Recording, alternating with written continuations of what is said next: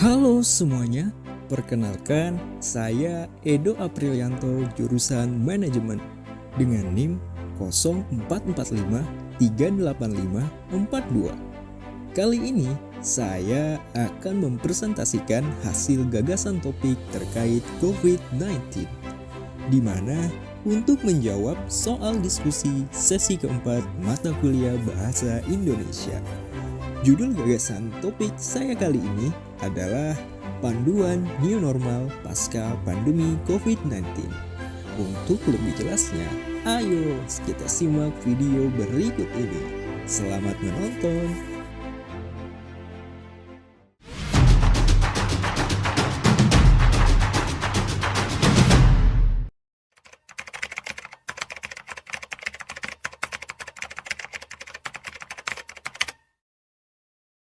Assalamualaikum warahmatullahi wabarakatuh.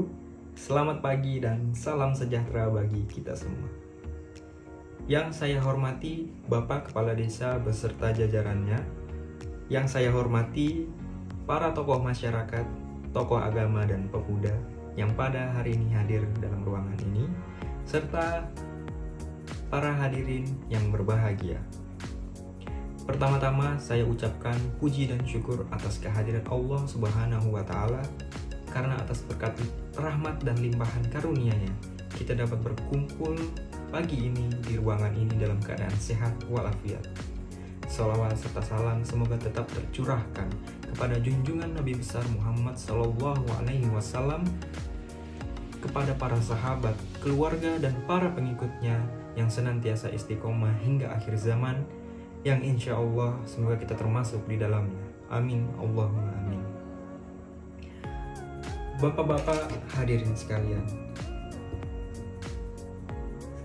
saat ini kita dihadapi oleh tantangan yang mengharuskan beradaptasi dengan situasi pandemi Coronavirus Disease 19 atau yang disebut COVID-19. Coronavirus Disease 19 adalah virus yang menyerang sistem pernapasan dan bisa menyebabkan gangguan ringan pada sistem pernapasan, kemudian infeksi paru yang berat bahkan menyebabkan kematian.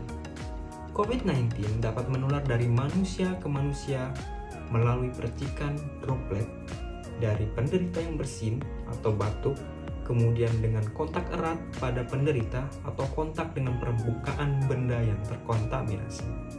COVID-19 bisa masuk melalui mulut, hidung, mata, bahkan lewat tangan yang terkontaminasi virus tersebut. Pemerintah pusat saat ini tengah menyusun persiapan tahap new normal atau normal baru setelah sekitar 2 tahun masa pandemi COVID-19 yang berlangsung di Indonesia. Tahap new normal dirasa penting karena COVID-19 tidak hanya berdampak pada sektor kesehatan, tetapi juga di ekonomi. New normal adalah perubahan perilaku untuk tetap menjalankan aktivitas normal, tetapi dengan menerapkan protokol kesehatan untuk mencegah terjadinya penularan COVID-19.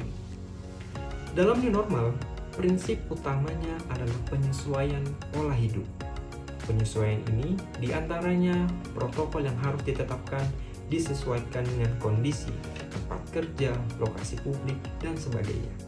Selain itu, tetap mengurangi kontak fisik dengan orang lain, menghindari kerumunan, serta menerapkan gaya hidup sehat.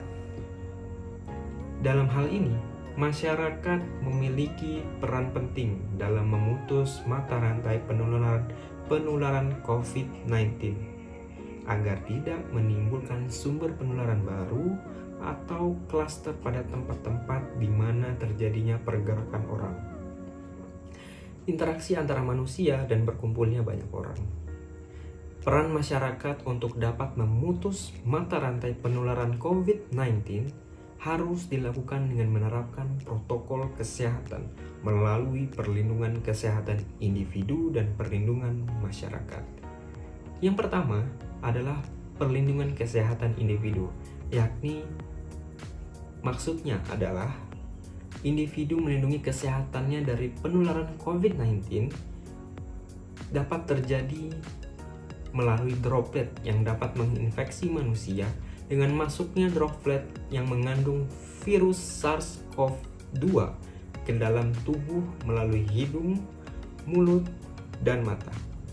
Prinsip pencegahan ini dilakukan dengan menghindari masuknya virus melalui ketiga pintu masuk tersebut, yakni dengan beberapa tindakan atau yang sering kita kenal dengan 5M. 5M pasti kalian bapak-bapak di sini sudah mengetahui, yang sering disosialisasikan oleh Dinas Kesehatan Republik Indonesia. Yang pertama adalah mencuci tangan, kemudian memakai masker, menjaga jarak, menjauhi kerumunan, mengurangi mobilitas, serta melaksanakan vaksin sesuai peraturan pemerintah untuk meningkatkan kekebalan tubuh kita sendiri. Kemudian yang kedua apa? Yang kedua ini adalah perlindungan kesehatan dalam bermasyarakat. Dengan cara harus dilakukan oleh semua komponen yang ada di masyarakat guna mencegah dan mengendalikan penularan COVID di fasilitas umum. Dalam perlindungan kesehatan masyarakat, peran pengelola, penyelenggara, atau penanggung jawab tempat dan fasilitas umum sangat penting untuk menerapkan sebagai berikut. Yang pertama, ada unsur pencegahan atau yang disebut prevent. Kegiatan ini dilakukan melalui sosialisasi, edukasi, dan penggunaan berbagai media informasi untuk memberikan pengertian dan pemahaman bagi semua orang serta keteladanan dari pimpinan tokoh masyarakat atau melalui media mainstream. Kemudian yang kedua ada namanya kegiatan perlindungan atau protect. Antara lain dilakukan melalui penyediaan sarana cuci tangan memakai sabun yang mudah diakses, kemudian penapisan kesehatan orang yang akan masuk di tempat dan fasilitas umum, pengaturan jaga jarak, disinfeksi terhadap permukaan, ruangan, peralatan secara berkala, dan menyediakan fasilitas vaksin bagi warga yang belum melaksanakan vaksin. Meski mendukung kebijakan pemerintah, Ketua Satgas Penanganan COVID-19 Ikatan Dokter Indonesia, Zubairi Jurban, mewanti-wanti pemerintah untuk mengantisipasi lonjakan kasus COVID-19. Jika kita mengabaikan protokol kesehatan, bukan tidak mungkin lonjakan kasus COVID-19 kembali naik seperti di tahun 2020, yang nantinya akan memberikan dampak negatif dalam berbagai sektor seperti kesehatan, perekonomian, pendidikan, pariwisata, dan keterbatasan kita dalam melakukan aktivitas sosial di luar rumah. Untuk itu, kita harus tetap menerapkan prinsip protokol kesehatan dalam diri kita, dalam lingkungan, dan masyarakat. Demikian uraian yang dapat saya sampaikan, semoga bermanfaat bagi kita semua. Mohon maaf jika ada kekurangan dan perkataan yang kurang berkenan. Wabillahi taufiq walhidayah. Wassalamualaikum warahmatullahi wabarakatuh.